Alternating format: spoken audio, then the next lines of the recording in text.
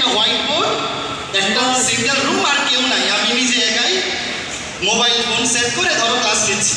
আমার প্রথম ক্লাস যেদিন বানাইছিলাম অন্তরীকরণ লেকচার 1, এখনো মনে আছে।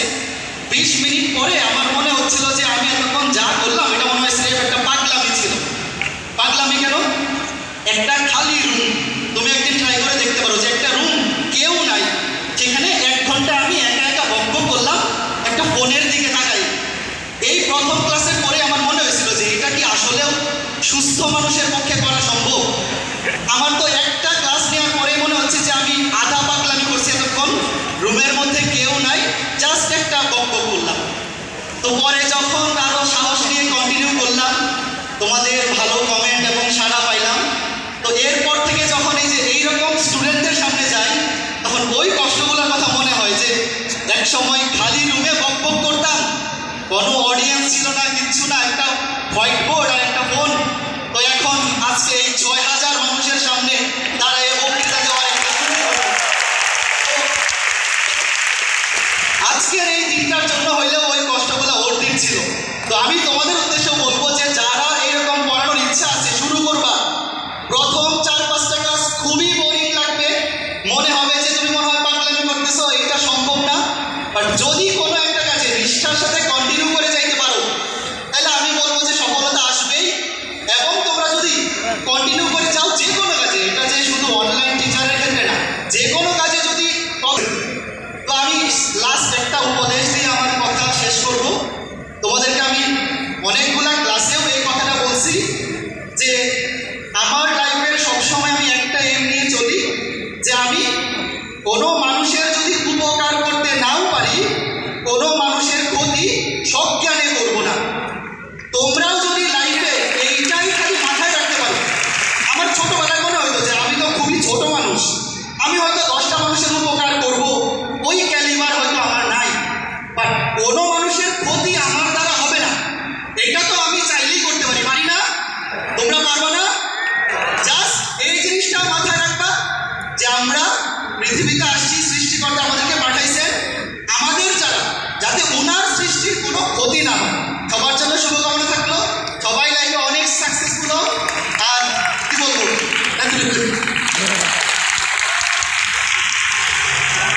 কি অবস্থা সবাই? তোদের কি এনার্জি আছে? এনার্জি আছে? ওই এসিএস কুয়েটে ডিইউ আছো? এসটি কে আছে? মেডিকেল কই? সবাই তো চান্স আমরা পেয়ে গেছি, তাই না? এবার সবাই কি করতে চাও? প্রথম টার্গেট কি তোমাদের?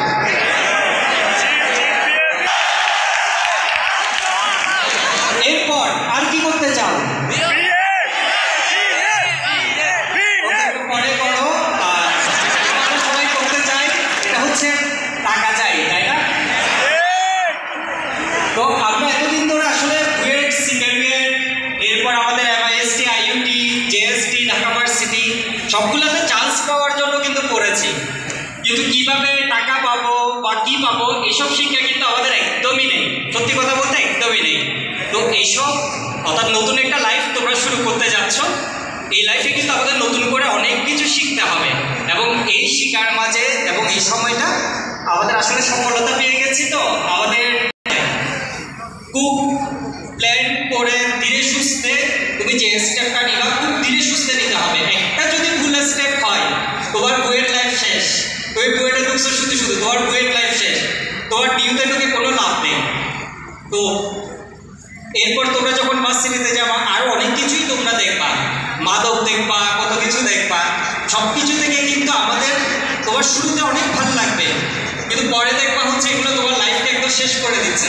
তো যত বড় হচ্ছ তত হচ্ছে আসলে আমাদের জিনিসটা শেখার। আর শুরুতে তো তোমরা এনার্জি দেখিয়েছো, তাই না? শক্তি, অর্থাৎ এই যে পজিটিভ শক্তিটা আছে, এটা হচ্ছে যত ছড়িয়ে যাবে তত ভালো। শক্তি একটা জিনিস, অহংকার একটা জিনিস, দুইটার মধ্যে কিন্তু তোমরা তফাৎ করা শিখবা। যেমন অনলাইনে অনেকে এখন আছো, অফলাইনে অনেকে স্টুডেন্ট পড়াবা, আরও অনেক মানুষের সাথে কিন্তু তোমাদের কথা হবে। একটা হচ্ছে পজিটিভ শক্তি, এই যে ভিতর থেকে বের হয়ে আসে আমি পারবো কিছু একটা, একদম বড় গলা করে বলা। যখন বুয়েট ডাক দিচ্ছি, সিকেলের ডাক দিচ্ছি, বড় গলা করে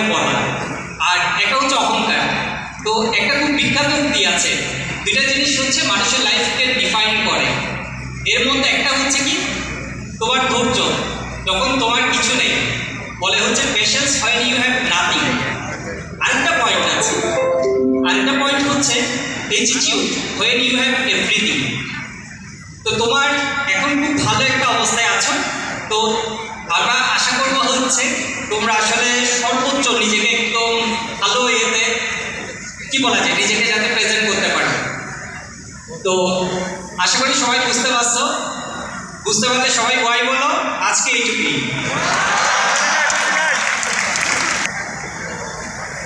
হ্যালো,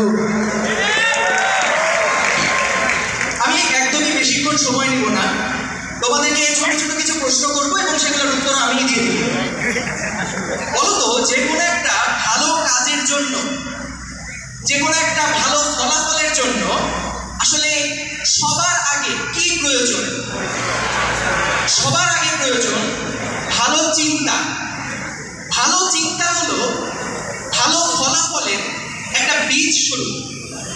তুমি কখনোই এটা আশা করতে পারো না যে মাটির নিচে তুমি যদি আজকে টমেটোর বীজ বুনো, তুমি যতই এফোর্ট দাও, যতই হার্ড ওয়ার্ক করো, সেখান থেকে কিন্তু কখনোই আপেল পাবা না। তো তুমি যদি টমেটোর চারা লাগাও, তাহলে তুমি দিন শেষে টমেটোই পাবা। ভালো চিন্তাটা ঠিক একই রকম, এটা ভালো ফলাফলের জন্য একটা বীজ স্বরূপ। এখন পরের প্রশ্ন যে ভাই ভালো চিন্তা আসবে কোথা থেকে? ভালো চিন্তা এই জিনিসটা আসবে ভালো কিছু করার ইচ্ছা থেকে। ভাই বুঝলাম ভালো কিছু করার ইচ্ছা আছে, তো ভালো কিছু করার ইচ্ছাটা আসবে কোথা থেকে? দেখো, ভালো কিছু করার ইচ্ছা সবসময় তৈরি হয় ভালো মানুষের সাথে মিশলে। এটা খেয়াল রাখবা, ইংরেজিতে একটা প্রবাদ আছে, surround yourself with the people you want to be. অর্থাৎ তুমি যাদের মতন হতে চাও, তুমি তাদের সাথে তাদের সংস্পর্শে থাকো। এখন এখানে একটা গুরুত্বপূর্ণ পয়েন্ট যে ভাই আমি আসলে যাদের মতন হতে চাই, আমি তাদেরকে পাবো কোথায়? সাপোজ আমি আজকে ইলন মাস্কের মতন হতে চাই, তো আমি ইলন মাস্ককে কোথায় পাবো? তার সাথে মিশতে পারবো কিভাবে? দেখো, ডিজিটাল যুগ, ডিজিটাল সমস্যা, তার ডিজিটাল সমাধানও কিন্তু আছে। ডিজিটাল সমাধান কি হতে পারে? তুমি আসলে যাকে ফলো করো, যার মতন হতে চাও, তুমি তার সংস্পর্শ সরাসরি না পেলেও তুমি ওই সংক্রান্ত বইপত্র পড়তে পারো, তুমি ওই সংক্রান্ত পিডিএফ, বিভিন্ন যে সমস্ত বইগুলো থাকে সেগুলো পড়তে পারো, তুমি দেখা যেতে পারে পডকাস্ট শুনতে পারো, তাদের ভিডিও দেখতে পারো। তো এইগুলা কিন্তু দেখা যাবে ওই যে ভালো মানুষের সাথে মিশলে নিজের মধ্যে যে ইম্প্যাক্টটা তৈরি হয়, সেই রকম ইম্প্যাক্ট কিন্তু এইখানে হুবহু চলে আসে। তো এটাই বলবো, তোমরা এখন নতুন ভার্সিটিতে যাচ্ছ, নতুন একটা জীবন তোমাদের শুরু হচ্ছে। এই মুহূর্তে তুমি তাদের সাথে মিশছো একদম প্রথম থেকে, যেটা রাজীব ভাই অলরেডি বলে গেছে, এটা খুব গুরুত্বপূর্ণ।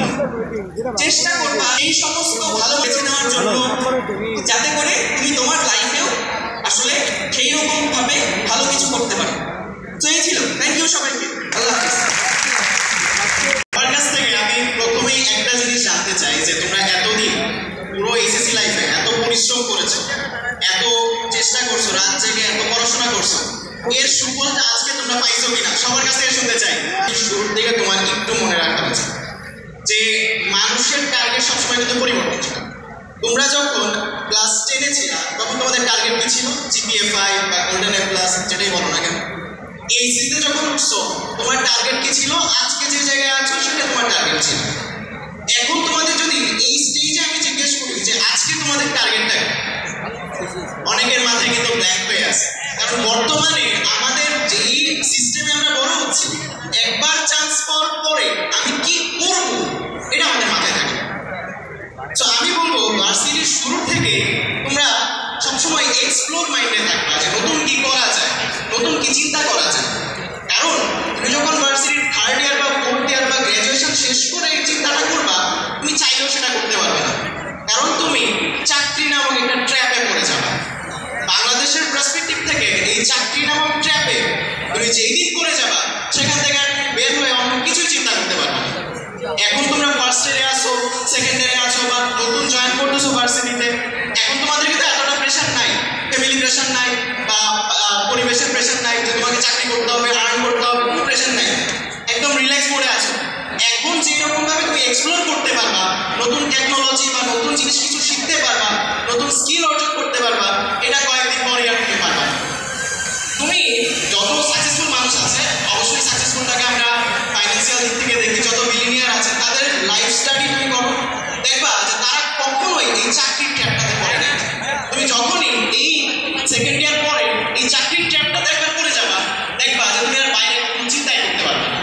তো আমি বলবো যে যখন তোমাদের মাথায় টেনশনটা নাই, ফার্স্ট ইয়ারে আছো বা সেকেন্ড ইয়ারে আছো, যত বেশি এক্সপ্লোর করা যায়, যত স্কিল অর্জন করা যায়, যত নতুন নতুন টেকনোলজি আছে, সব কিছু তুমি এক্সপ্লোর করে দেখো, লুপহোলগুলো বের করো যে আমাদের এই পৃথিবীতে কোন জিনিসটা এখন কাজ হচ্ছে না, বা তুমি এখানে কিছু কন্ট্রিবিউট করতে পারবা কিনা।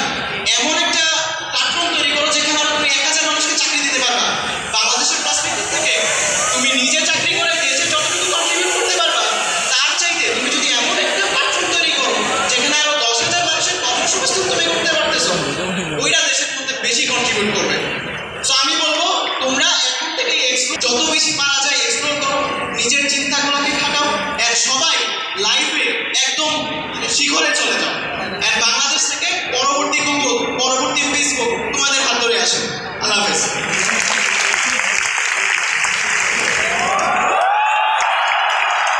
কেমন আছে আমার স্টুডেন্টরা? ভাইয়ারা তোমাদের অনেক কিছু বলছে। তোমাদের অঙ্ক করানো আসলে খুব সহজ, কিন্তু উপদেশ দেওয়ার জন্য আসলে আমি খুবই পিছিয়ে একটা মানুষ, তোমাদের অলমোস্ট সমবয়সী। তোমাদের সামনে একটা ভার্সিটি লাইফ শুরু হতে যাচ্ছে, তাই না? নতুন একটা জীবন। তো ওই জীবনের জন্যই আমাদের ভার্সিটির বড় ভাই হিসেবে আমি কিছু সাজেশন, প্রথম যেই সাজেশনটা সেটা হচ্ছে কারোর সাথে তুলনা করা যাবে না। আমাদের সবার মধ্যে তো অনেক পার্থক্য আছে, তাই না? তাই তো সৃষ্টিকর্তা আমাদের এভাবেই বানাইছে, আমাদের অনেক পার্থক্য। তোমরা যখন ভার্সিটিতে যাবা তখনও দেখবা তোমার যে সহপাঠী আর তোমাদের মধ্যে অনেক পার্থক্য আছে। এটার জন্য তুলনা করবা না, কিংবা কাউকে ছোট করে দেখবে, ঠিক আছে? একদম প্রত্যন্ত গ্রামের কৃষকের যে ছেলেটা তোমাদের ভার্সিটিতে চান্স পাইছে, আর গুলশান মনালির একদম সোনার চামচের বড় বা যে ছেলেটা চান্স পাইছে, তাদের গল্পটা কিন্তু আলাদা, প্রত্যেকের গল্পটাই তাদের নিজেদের মতো। তো তুমি যখন তুলনা করতে যাবা তখন আসলে হতাশ হয়ে যাবে। এই জিনিসগুলো তোমার হাতে নাই, এই জিনিসগুলো নিয়ে কখনো তুলনা করবে না, কখনো হতাশ হবে না, বরঞ্চ তোমার হাতে যেগুলো আছে ওগুলো চেঞ্জ করার চেষ্টা করবে, ঠিক আছে? আমি আমার নিজের লাইফে কি করি, তোমরা হয়তো জানো আমি বুয়েটে কম্পিউটার সায়েন্স ডিপার্টমেন্টে পড়ি। তো আমি শুধু যখন বুয়েটের আগে, ভর্তি হওয়ার আগে কম্পিউটার 2 থেকে 3 বার হাত দিয়ে ধরছি। আমাদের বাসায় কম্পিউটার ছিল না, আমাদের কলেজে এই আইসিটি ল্যাবে 2 থেকে 3 বার জাস্ট কম্পিউটারটা ধরা হয়েছে। তো আমি প্রথম কম্পিউটার কিনে হচ্ছে বুয়েটে ভর্তি হওয়ার পর। তো একটু ঝামেলা তো হবে, যেহেতু কম্পিউটার সায়েন্স ডিপার্টমেন্ট, আগে আমি কম্পিউটার ধরে নেই, একটা সফটওয়্যার কীভাবে ইনস্টল দিতে হয় সেটাও জানতাম না। তারপর বইটা ভর্তি হলাম। আমাদের যখন প্রথম ল্যাবে প্রোগ্রামিং প্রবলেম দিত, কয়েকটা প্রবলেম দিত, ওগুলো আমাদের সলভ করা লাগতো। তো আমি প্রবলেমটা দেখার আগেই দেখতাম আমাদের ফ্রেন্ডরা ওগুলো সলভ করে ফেলছে। আমি চাইলে কিন্তু হতাশ হয়ে যেতে পারি, তুলনা করতে পারতাম যে আমি তো ওই অপরচুনিটিটা পাইনি, আমি সেটা করিনি। আমি যেটা করছি, আমি স্ট্রাগল করে গেছি, কারণ স্ট্রাগল করাটা আমার হাতে ছিল। আমি যদি কম্পিউটার ভালো করে টাইপ করতে, মানে টাইপিং প্র্যাকটিসটা করি, তাহলে হয়তো এটা আমার মানে আস্তে আস্তে স্পিডটা বাড়বে। তো পরবর্তীতে যেটা দেখা গেল, আমাদের যে ফার্স্ট সেমিস্টার, ওটার রেজাল্ট যখন দিচ্ছে, আমার সিজিপিএ ছিল 4/4, এবং আমি ডিপার্টমেন্ট আমাদের বুয়েটে আমি অনেক বড় ভাইকে দেখছি, আমি একটা বড় ভাইকে দেখছি যিনি 6 থেকে 8টা টিউশন করেন, টিউশনই তো করেছে, বুয়েটের পড়াশোনাটাও কন্টিনিউ, খুব ভালো রেজাল্টও দিচ্ছে।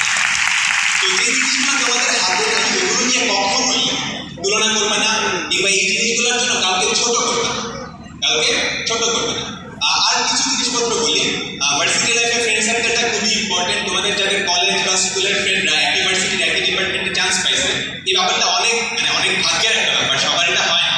তো যাদের ডিপার্টমেন্টে কোনো ফ্রেন্ড নাই আগে থেকে, এখন যারা নতুন একদম, তোমরা যেটা করবা, ফ্রেন্ড বানানোর চেষ্টা করবা, অনেক সুযোগ আসবে, একদম ইন্ট্রোভার্ট থাকবে না, তাহলে একটু ঝামেলা হতে পারে। আচ্ছা, পড়াশোনা নিয়ে অনেক কিছু বলে ফেললাম। ভার্সিটি লাইফে কিন্তু পড়াশোনাটাই মেইন জিনিস না, এই টাইমে নিজেকে এক্সপ্লোর করতে হবে, কারণ এরপরে তুমি হয়তো নিজেকে এক্সপ্লোর করার সুযোগ নাও পাইতে পারো। তোমার কি করতে ভালো লাগে, পড়াতে ভালো লাগে, ডিবেট করতে ভালো লাগে, স্পোর্টস ভালো লাগে, এগুলো এক্সপ্লোর করো। তোমার ভাগ্য যদি ভালো হয়ে যায়, এমন কিছু হয়েও যেতে পারে যেটা তোমার ভালো লাগতেছে, এটাই হয়তো তোমার প্রফেশনে কনভার্ট। এখানে হয়তো আমাদের অনেকেই এক্সাম্পল দেখতে পারতেছে, আমরা সামনেই দাঁড়ায় আছি। তো এটাই একটু ইম্পর্টেন্ট কথা। আর যেটা বলবো সেটা হচ্ছে, তোমরা আমাদের দেশের সবচাইতে মেধাবী, তাই না? তাই তো আমাদের প্রতি আমাদের পরিবার, সমাজ, দেশ সবার অনেক আশা ভরসা আছে। এমন কিছু কইরো না যাতে এই আশা ভরসাটা দুঃস্বপ্নে কনভার্ট না হয়। তো সবার প্রতি অনেক অনেক শুভকামনা রইল। সবাই অনেক বড় মানুষ হোক, অনেক বড় মনের মানুষ হোক, একটা ভালো মানুষ হোক, যাতে করে কোনো একদিন দেখা হলে আমি বলতে পারি ওই স্টুডেন্টটাকে দেখো, এই ছেলেটাকে দেখো বা এই মেয়েটাকে দেখো, যে আমার স্টুডেন্ট ছিল। এই দিন অপেক্ষায় রইলাম।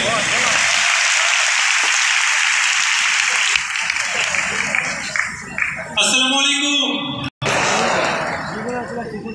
শিক্ষার্থীর সাথে কথা লাখ লাখ শিক্ষার্থীর সাথে প্রতিযোগিতা করে তোমরা আজকে এখানে। এটা আজকে অবশ্যই এইটা তোমাদের মুহূর্ত, এইটা তোমাদের দিন। তবে এখান থেকে নতুন একটা জীবন শুরু হচ্ছে। এবং আমাকে যদি জিজ্ঞাসা করো যে আমার বয়স ধরো এখন 28 বছর, গত 28 বছরের জীবনের সবচেয়ে সুন্দর সময় কোনটা, বা ভাইয়া আপনি কোন সময়টাতে ফেরত যেতে চান, আমি বলবো আমার মেডিকেল কলেজের ওই 5টা বছর। তোমরা আজকে যারা বুয়েটে পড়ছো বা সিকে রুয়েটে পড়ছো বা ভার্সিটিতে বা মেডিকেল কলেজে, আগামী 4 বছর, আগামী 5 বছর হবে জীবনের সবচেয়ে সুন্দর সময়। এই সময়টা তুমি পড়ালেখা করো চাই না করো, তোমার কাছে এই স্বাধীনতা, এই আনন্দটা, এইটা আর কখনোই ফিরে আসবে না। আমি বড় ভাই হিসেবে এটুকু বলবো, এটাকে যতটুকু উপভোগ করা যায়। তুমি ভবিষ্যতে কি হবা এটা আমরা এখনো জানি না। এখানে অনেকেই আমরা একভাবে শুরু করেছিলাম, এখন আরেক পেশায়। তুমি কোন পেশায় যাবা এটা আমরা কেউই জানি না। তবে এই সময়টা তুমি যাতে সর্বোচ্চ উপভোগ করো। এবং আরেকটা লার্নিং যেটা আমি শেয়ার করবো, সেটা হলো ভার্সিটিতে আমরা সবাই প্রবেশ করলাম, আমাদের অনেকের লক্ষ্য থাকে বুয়েটে পড়বো, অনেকের লক্ষ্য থাকে মেডিকেল কলেজে পড়বো, অনেকের লক্ষ্য থাকে ঢাকা ভার্সিটিতে পড়বো। আমার লক্ষ্য ছিল ধরো আমি ঢাকা মেডিকেলে পড়বো। এবং চান্স পাওয়ার পর তোমরা বিশ্বাস করবে না, এরপর আমি কিছুদিন লক্ষ্য শূন্য হয়ে গেলাম। আমার আর কোনো এইমিং লাইফ নাই, কারণ আমার এইমিং লাইফ ছিল অ্যাডমিশন টাইমে আমাকে মেডিকেল কলেজে চান্স পেতে হবে। এবং তারপর আমি চান্স পাওয়ার পর দেখলাম যে আমি পড়ালেখায় মোটামুটি কেয়ারলেস, পড়ালেখা করি তো করি না, আইটেম দেই তো দেই না, পরীক্ষাগুলো ঠিক মতো দিচ্ছি, খুব একটা ভালো হচ্ছে না। এরপর 6 মাস 1 বছর যাওয়ার পর দেখলাম যে বন্ধু বান্ধবরা ওরা শুরু থেকে কিছুটা সিরিয়াস, তারা আমাকে পড়ালেখায় একাডেমিকভাবে আমাকে কাটিয়ে যাচ্ছে। তখন আমার মনে হলো যে না, আমার একটা হলেও ছোটোখাটো হলেও গোল সেট করা দরকার। এবং তারপর আমার মনে হলো যে না, মেডিকেল কলেজে যতদিন আছি পড়ালেখার মতো করা দরকার। এবং এটা তোমাদের সাথে অনেকেরই হবে, যারা কোথাও ঢোকার পরেই মনে হবে যে আমি তো সব কিছু গেইন করে ফেলেছি। উত্তরটা কিন্তু না, এটা কেবল প্রতিযোগিতার শুরু। আগামী 4 বছর এখানে যে সিনসিয়ারলি কাজ করবা, এখানে যে সিনসিয়ার একাডেমিক পড়ালেখাটা করবা বা যেই লক্ষ্যটা সেট করবা, এরকম একটা মঞ্চ তোমার সামনে আরও আসবে। এইটুকু বলবো, পুরোপুরি সময়টা এনজয় করো। তবে শুধুমাত্র এনজয় করো না, এই সময়টাকে যতটুকু পারা যায় কাজে লাগাবার চেষ্টা করো। সবার সাথে ইনশাআল্লাহ আরও বড় প্ল্যাটফর্মে দেখা হবে। সবার জন্য শুভকামনা। আসসালামু আলাইকুম।